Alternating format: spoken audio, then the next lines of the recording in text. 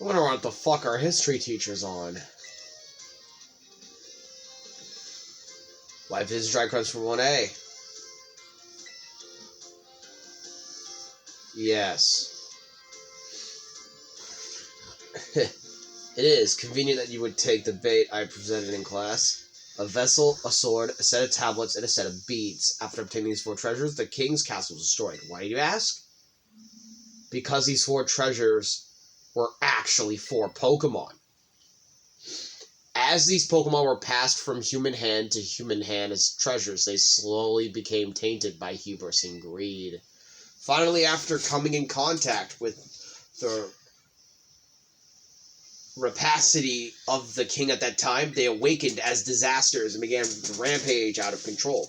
The king called for renowned Pokemon wielders to defend the country, and after a fierce battle, these incarnations of disaster were quelled.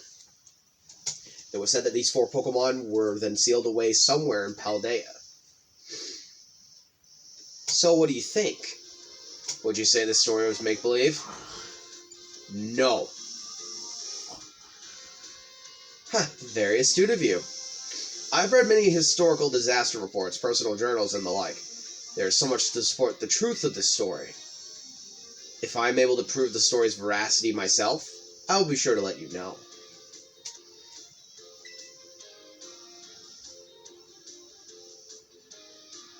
Well, I didn't get a thing like Persona. That fucking sucks.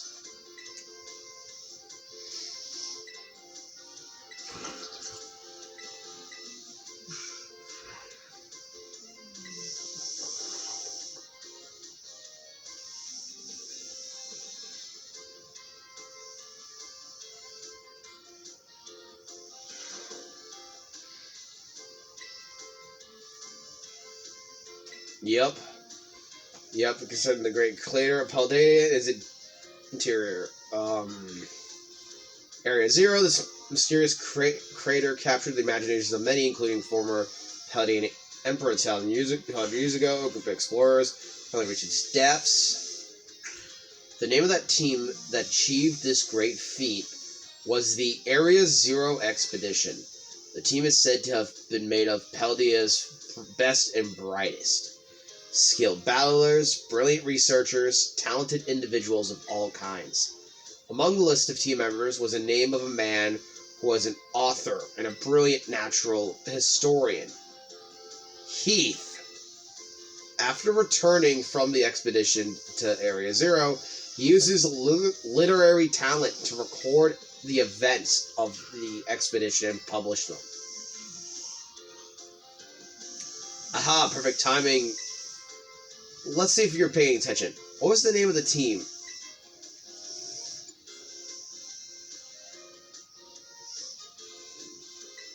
The Area Zero Expedition. Correct. To pick up on and remember a term, I simply slipped into the flow of the lecture. You really are quite the clever one. Okay, guys. Why the fuck would a game like this name drop a character if they were not going to make a prequel series of this generation at some point? Why would they name drop a name? That's fucking sus. Pokemon loves doing this. They love to drop little hints of, like, what's to come in the future. I think they're planning to do an open-world version of Legends Arceus, which would be fucking cool.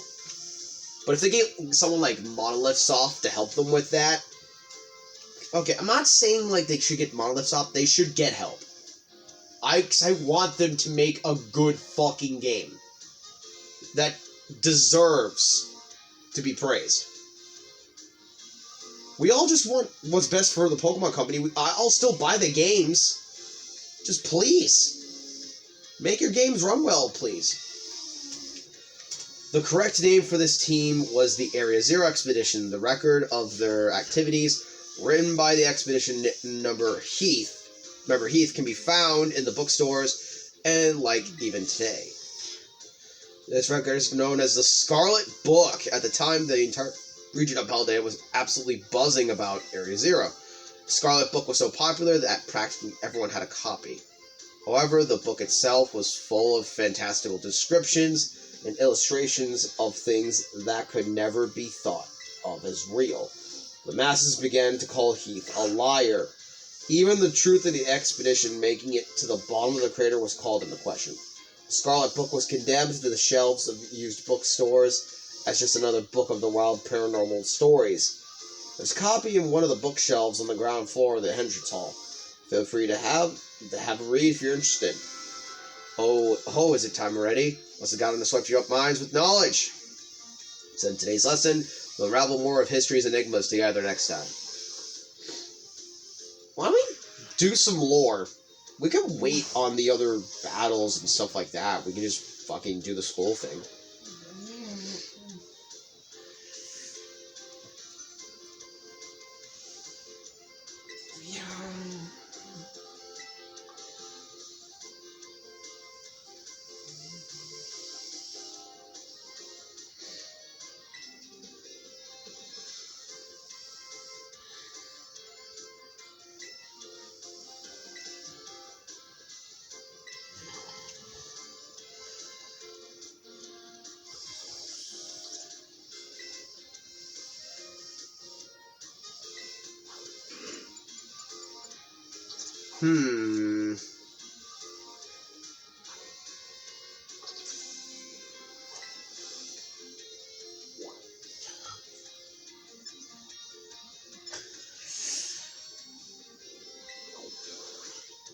Guess we can talk to Mr. Jacques while I'm still recording.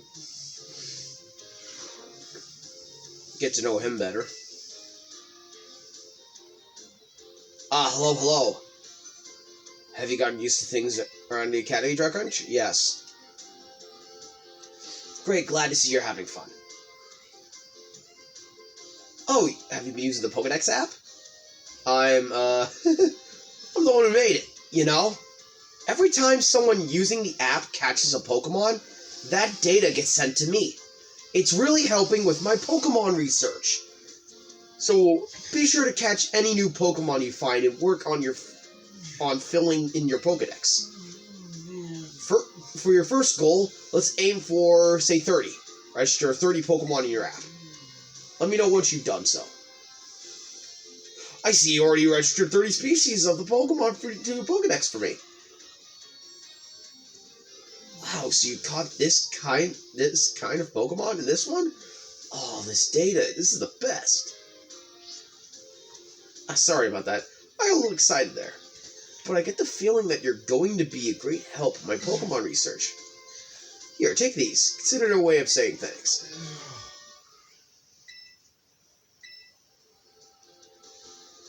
You sure are good at catching Pokemon, aren't you, Dry Crunch? Your next goal, let's aim for 100 species.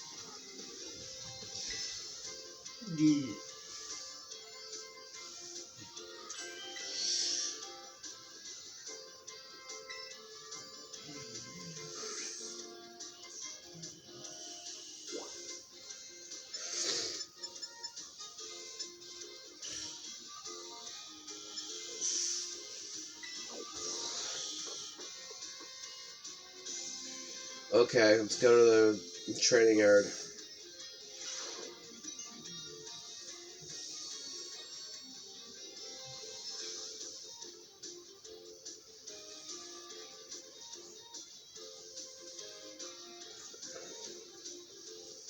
Can't believe I've never explored the school, even though I'm almost halfway done with the game. Luckily, I'm doing it now. Us, new kid. You come out here to school for some training? Yeah. I knew I could see the fighting spirit burn with those eyes. Why don't we do a bit of running together here to get to know each other a little better? Ready? Let's go! You ran 3 reps around the school with Miss Dendra. Whew, that worked up a real nice sweat. You got a good pair of legs on you, new kid. A good bout of training sure does make a body hungry, don't you? I'll let you have one of my homemade sandwiches as a way of saying thanks for running with me today. Feed those muscles.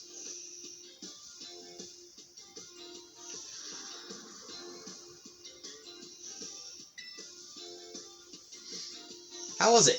I hope it was tasty. Yeah. Tasty. Sorry, I should have asked you that. I'm athletic and all, but I don't know the first thing about making good food. As your honest reaction just reminded me. Well, see you later. Enjoy your sore muscles tomorrow.